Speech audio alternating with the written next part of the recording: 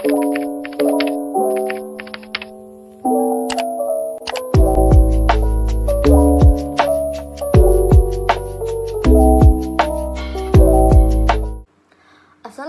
warahmatullahi wabarakatuh. Hai semuanya.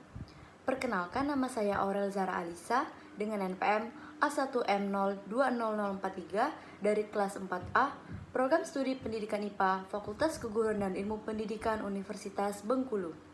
Pada kesempatan kali ini, saya akan membuat video pembelajaran yang berjudul Tugas dan Tanggung Jawab Manajemen Pendidikan yang diampu oleh dosen Bapak Muhammad Kristiawan MPD.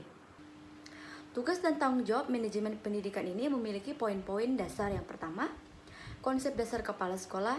Yang kedua, syarat-syarat menjadi kepala sekolah. Yang ketiga, ciri-ciri kepala sekolah efektif. Yang keempat, tugas dan tanggung jawab kepala sekolah. Yang kelima, fungsi kepala sekolah sebagai manajer. Serta yang keenam, peran kepala sekolah. Konsep dasar kepala sekolah itu sendiri mempunyai definisi. Secara etimologi, kepala sekolah adalah guru yang memimpin sekolah. Kata kepala sekolah berasal dari dua kata, yaitu kepala dan sekolah.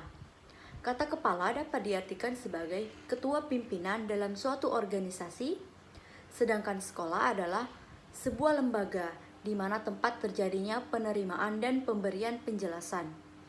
Jadi, dapat disimpulkan bahwa kepala sekolah adalah orang yang memimpin sebuah lembaga pendidikan atau sekolah dan menggerakkan, mempengaruhi serta mendorong semua pihak yang terlibat dalam lembaga tersebut untuk mencapai tujuan bersama. Ada beberapa syarat untuk menjadi kepala sekolah. Berdasarkan Surat Keputusan Menteri Pendidikan Nasional Nomor 13 Tahun 2007, syarat-syarat menjadi kepala sekolah adalah sebagai berikut. Yang pertama itu ada kualifikasi umum kepala sekolah atau madrasah. Syarat-syaratnya yaitu memiliki kualifikasi akademik sarjana S1 atau diploma 4 atau D4, berkependidikan atau non-kependidikan pada perguruan tinggi yang terakreditasi. Kemudian yang kedua, pada waktu diangkat menjadi kepala sekolah berusia setinggi-tingginya 56 tahun. Memiliki pengalaman mengajar sekurang-kurangnya 5 tahun menurut jenjang sekolah masing-masing, kecuali di taman kanak-kanak memiliki pengalaman mengajar sekurang-kurangnya 3 tahun. Kemudian memiliki pangkat serendah-rendahnya 3C, pegawai negeri sipil atau PNS, dan bagi non-guru PNS disetarakan dengan kepangkatan yang dikeluarkan oleh yayasan atau lembaga yang bersangkutan. Kemudian yang kedua, ada kualifikasi khusus kepala sekolah atau madrasah. A. Kepala sekolah taman kanak-kanak atau Raudatul Atfal atau TK atau RA. Syarat-syaratnya yaitu berstatus sebagai guru TK atau RA, memiliki sertifikat sebagai guru TK atau RA, dan memiliki sertifikat kepala TK atau RA yang dikeluarkan oleh lembaga yang ditetapkan pemerintah. Kemudian yang B, kepala sekolah dasar SD atau MI, berstatus sebagai guru SD atau MI, memiliki sertifikat sebagai guru SD atau MI, memiliki sertifikat kepala SD atau MI yang dikeluarkan oleh lembaga yang ditetapkan pemerintah. Yang C, kepala sekolah menengah pertama SMP atau MTS yang memiliki syarat berstatus sebagai guru SMP atau MTS, kemudian memiliki sertifikat kepala SMP atau MTS yang dikeluarkan oleh lembaga yang ditetapkan pemerintah. C, kepala sekolah menengah pertama SMP atau MTS yang memiliki syarat berstatus sebagai guru SMP atau MTS, memiliki sertifikat kepala SMP atau MTS yang dikeluarkan oleh lembaga yang ditetapkan pemerintah. Yang D, kepala sekolah atas SMA atau MA, berstatus sebagai guru MA atau SMA, kemudian memiliki sertifikat kepada kepala SMA atau MA yang dikeluarkan oleh lembaga yang ditetapkan pemerintah. Yang E, kepala sekolah kejuruan atau SMK atau MAK yang memiliki syarat berstatus sebagai guru SMK atau MAK, memiliki sertifikat kepala SMK atau MAK yang dikeluarkan oleh lembaga yang ditetapkan pemerintah. Ciri-ciri kepala sekolah efektif. Yang pertama, mendorong pemanfaatan waktu secara efisien dan merancang langkah-langkah untuk meminimalisir kekacauan.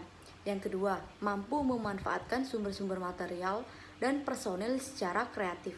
Yang ketiga, memantau prestasi siswa secara individual dan kolektif serta memanfaatkan informasi untuk mengarahkan perencanaan instruksional. Kemudian ada tugas dan tanggung jawab kepala sekolah.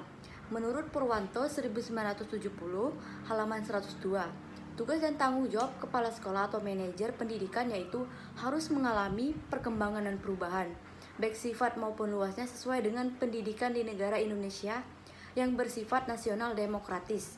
Maka sifat kepemimpinan manajemen sekolah pun harus berubah dengan mengarah pada kepemimpinan pendidikan yang demokratis. Kemudian ada fungsi kepala sekolah sebagai manajer. Menurut Stoner 1978 mengemukakan 8 fungsi kepala sekolah sebagai seorang manajer, yaitu yang pertama, bekerja dan dengan melalui orang lain. Yang kedua, dengan waktu dan sumber yang terbatas, mampu menghadapi berbagai persoalan.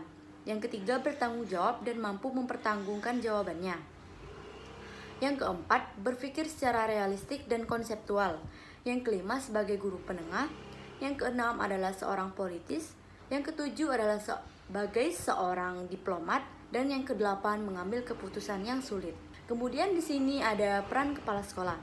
Seorang kepala sekolah yang berperan sebagai administrator memiliki 10 peran, yaitu peran pribadi, kepala, pemimpin, penghubung, peran pengetahuan supervisi, penabur pengetahuan, juru bicara, peran dalam mengambil keputusan, wira swastawan, pemecah waktu, pengalokasi sumber daya, dan perunding. Secara garis besar, pemimpin pendidikan memiliki 3 peran utama, yaitu sebagai berikut. Yang pertama, peran kepemimpinan kepala sekolah. Yang kedua, peran manajerial kepala sekolah. Yang ketiga, peran kurikulum pengajaran kepala sekolah. Baiklah teman-teman, itu dia tadi materi tentang tugas dan tanggung jawab manajemen pendidikan. Apabila ada salah kata saya mohon maaf, kepada Tuhan saya mohon ampun. Saya akhiri dengan wassalamualaikum warahmatullahi wabarakatuh. Bye-bye.